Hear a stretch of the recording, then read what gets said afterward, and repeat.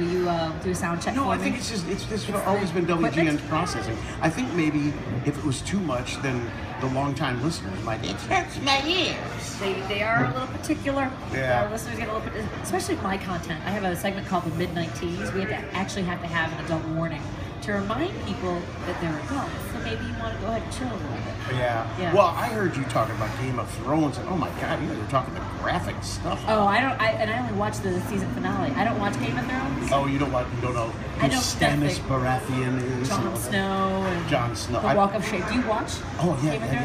yeah. So that Walk of Shame was crazy.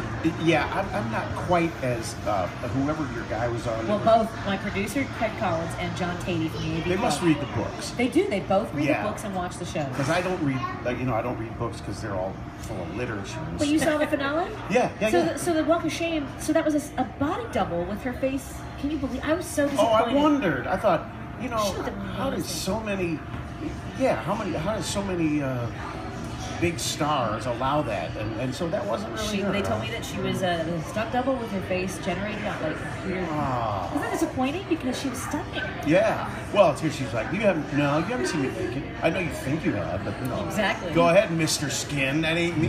Remember we had Dean Richards on, and he said after the last Fast and Furious movie, Paul Walker had already died. And they used his brother, Yes. who had similar physical characteristics and all that, but they just put his face on it. Which is cool.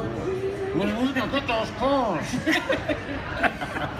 Dark, dark. Yeah, it's just strange. So this isn't your first foray into radio, though, because you were on Bob and Tom. I was a regular with that, mostly as a guest, but I toured with them at their Comedy All Stars, which was such a great part of my career. But they were also on the radio too. Were they doing their radio from remote locations? Once in a while they would, but no, I toured. It was mostly like Chick McGee and Chrissy Lee would tour with us, and Bob and Tom came once, I think, to Lexington. Now they're in 145 markets. It's a crazy radio show.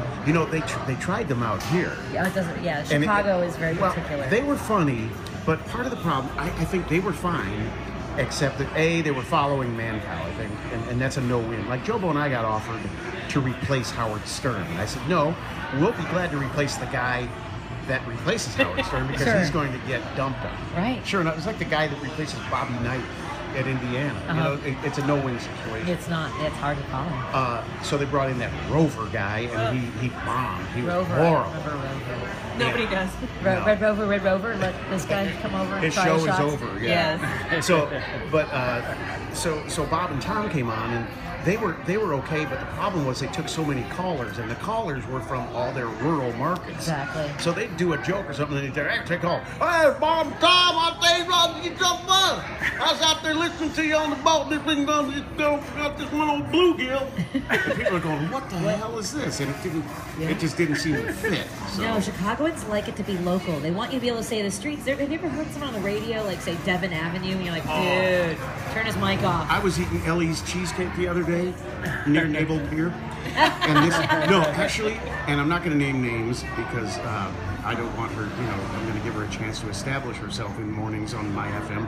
But, the new girl that they brought in from Portland, I believe. Oh, Jobo and I were trying for that job. Good luck. Well, But they don't. And I listened. I wanted to hear what she sounded like. So I listened for 2, and they played 3 or 4 songs in a row in mornings. That's the new thing.